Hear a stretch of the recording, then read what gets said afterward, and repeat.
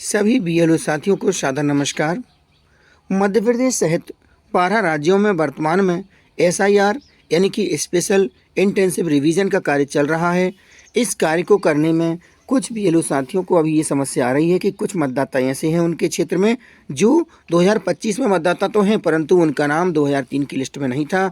ऐसे मतदाताओं की ऑनलाइन सबमिशन यानी कि उनके फार्म को जो ईएफ फार्म है, गणना प्रपत्र है, उसको ऑनलाइन कैसे भरना है, इसके बारे में आज का वीडियो आपके लिए लाभदायक हो सकता है। जानकारी आपके काम की हो सकती है। आसान से स्टेप में आपको ये जानकारी बताने का प्रयास कर रहा हूँ। तो आइए शुरू करें।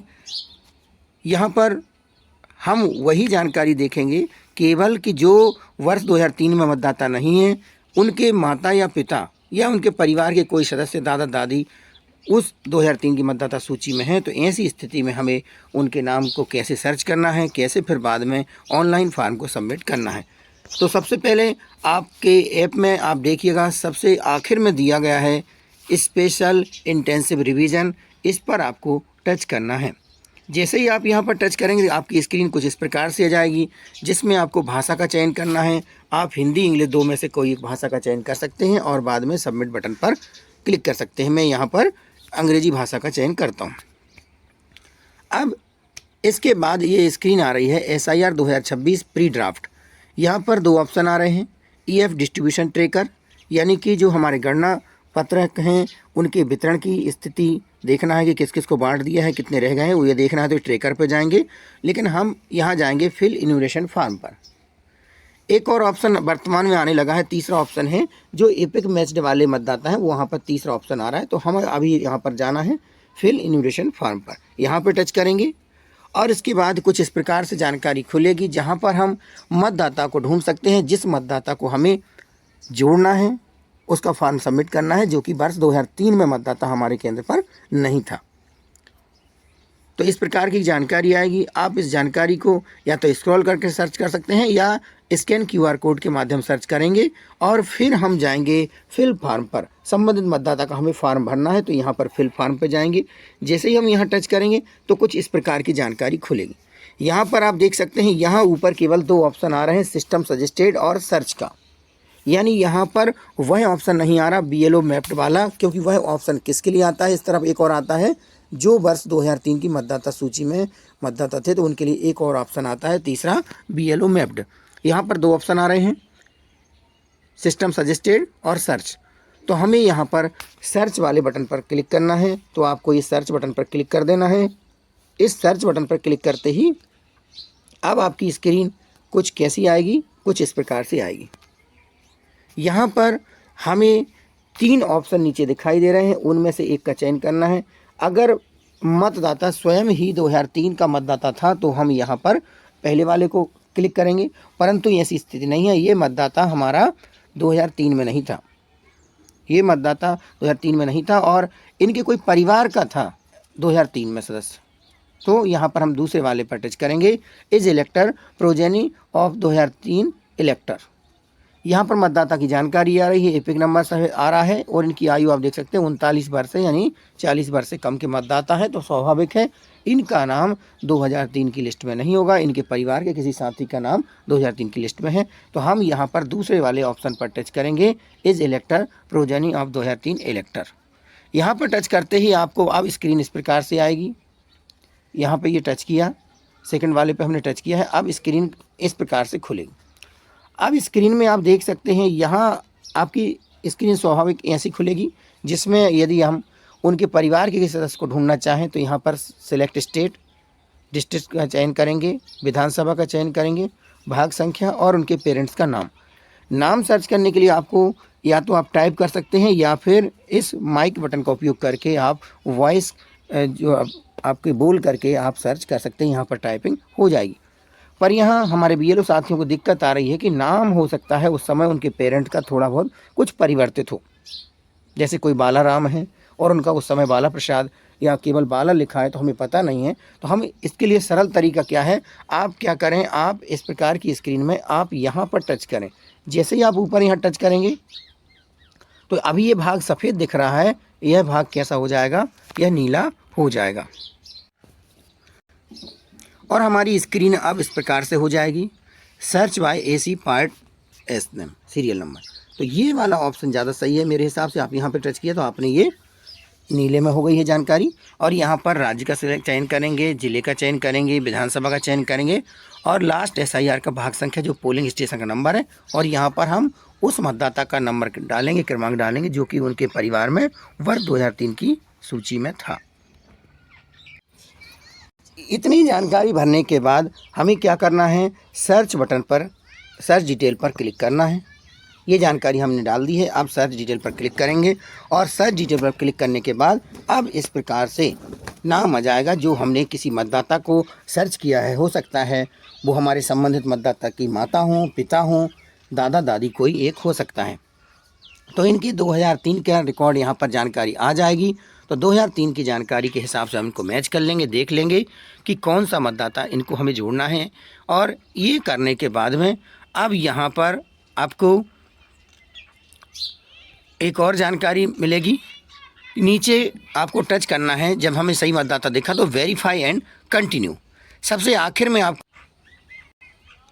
अंत में आपको ये दिख रहा है वेरीफाई एंड कंटिन्यू। सबसे लास्ट में नीचे आपको दिख रहा होगा इस मतदाता के नीचे। तो हमें इनका वेरीफाई एंड कंटिन्यू पर टच करेंगे और इसके बाद में अब हमें कुछ उनकी सामान्य सी जानकारी भरना है। ये सामान्य जानकारी उस मतदाता की भरना है जिसको हम जोड़ना चाह रहे हैं, यानी कि जो उनका पुत्र पुत्री है जो कि 2003 की सूची में नहीं था, उसकी जानकारी भराएगी। जो आपके गणना फार्म में सबसे ऊपर जो जानकारी है जो आपने हाथ से भरी है वह जानकारी यहाँ पर भरी जाएगी। तो इस जानकारी में जैसे सबसे पहले है डेट ऑफ बर्थ भरना है। तो यहाँ पर हम इस बटन पर टच करके ये चयन कर लेते हैं। अगर आधार नंबर उपलब्ध है तो भरेंगे। इसके बाद मोबाइल नंबर की जानकारी, एपिक नंबर है, पिता गार्जियंस का जो नाम है और माता का एपिक नंबर, ये सब जानकारी आप सामान्य रूप से पहले भी भर रहे हैं। ऐसे मतदाताओं की भरी है जो कि 2003 में भी थे और 25 की लिस्ट में भी हैं, यानी आपने पहले ही भरा है। आपके लिए यहाँ पर एक व्यवस्था है, आप चाहें तो यहाँ पर इस माइक का उपयोग कर सकते हैं। यहाँ पर जैसे यहाँ पर ये टच करेंगे तो ये आपका बोलने वाला ऑप्शन खुल जाएगा, आप बोलकर भी जानकारी भर सकते हैं। डेट ऑफ बर्थ चयन करने के लिए आपको डेट ऑफ बर्थ की ये साइड में दाईं तरफ दिया है, इसको टच करेंगे और इस प्रकार से आपका कैलेंडर खुल जाएगा। कैलेंडर खुलते ही आपको यहाँ पर सबसे पहले वर्ष चयन कर लेना है कौन सा। यहाँ टच करेंगे तो वर्ष बदल जाएंगे आपके, बदल सकते हैं।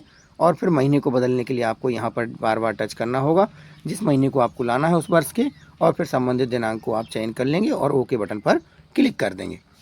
इसके बाद में आपको यहाँ पर नीचे जैसे ही बढ़ेंगे तो मतदाता के जो पिछले एसआईआर में जिस मतदाता के साथ हम जोड़ रहे हैं उसकी डिटेल यहाँ पर दिखेगी, जो अभी हमने सर्च करके यहाँ पर लेकर आए थे, ये हो जाएगा।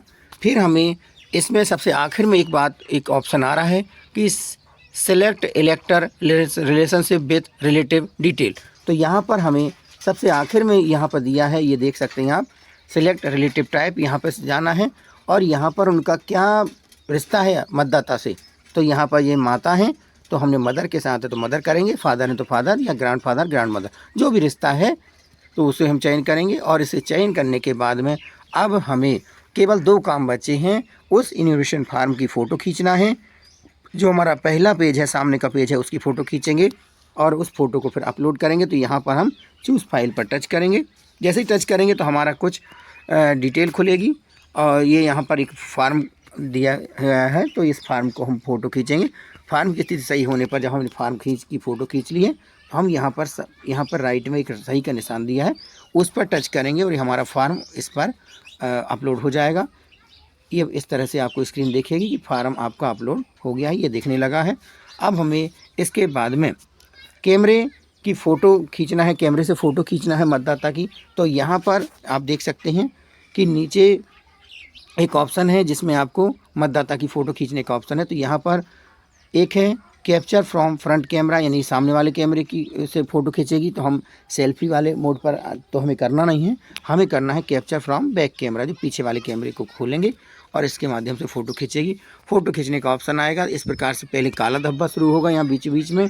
फिर हम क्या करेंगे, संबंधित मतदाता को सामने रखेंगे या उनका जो हमारे पास फ़ोटो उपलब्ध है उस फ़ोटो को सामने करेंगे और जैसे ही नीचे हम ध्यान करेंगे जैसे कैप्चर लिखा आएगा तो हम यहाँ पर टच कर देंगे और संबंधित मतदाता का फ़ोटो हमारे पास सुरक्षित हो जाएगा उस फार्म में। और इस प्रकार से अब हमें ये पेज ऐसा दिखाई देने लगेगा।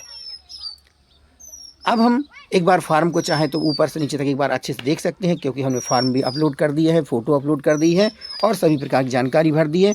अब हमारे पास आखिरी ऑप्शन बचा है, नीचे सबमिट बटन पर क्लिक करना है। सबमिट बटन पर क्लिक करने के पहले हम एक बार चाहें तो देख सकते हैं।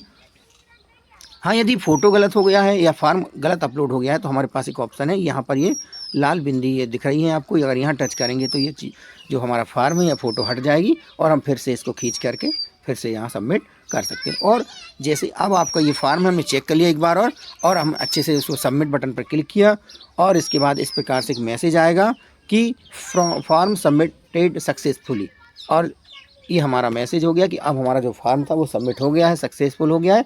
और ओके बटन पर यहाँ पर टच कर देंगे। अब हमारी सामान्य स्थिति बाहर हम आ जाएंगे, जहाँ से हम फिर किसी दूसरे मतदाता को जोड़ सकते हैं, उसका फार्म सबमिट कर सकते हैं। तो BLO साथियों, आपको मैंने इस वीडियो के माध्यम से वह बताने का प्रयास किया है कि हम किसी ऐसे मतदाता को जो कि वर्ष 2003 की लिस्ट में हमारे पास नहीं है, जिनका जन्म उसके बाद हुआ है कि निर्धारित तारीख के बाद, जिनकी 40 साल या उससे कम की उम्र है, तो ऐसे मतदाताओं को हम कैसे इनका फॉर्म सबमिट कर सकते हैं। आशा करता हूं जानकारी अच्छी लगी होगी। अपने साथियों को शेयर करें ताकि वह भी इस कार्य को समय सीमा में पूरा कर सकें। और आपको इसी संबंध में और भी कुछ वीडियो की आवश्यकता है, कोई समस्या है तो मैं अपने YouTube चैनल पर धीरे धीरे उपलब्ध कराता रह रहा हूं, तो आप चाहें तो वहां से देख सकते हैं। आप सबने वीडियो को देखा, आप सभी का बहुत बहुत धन्यवाद।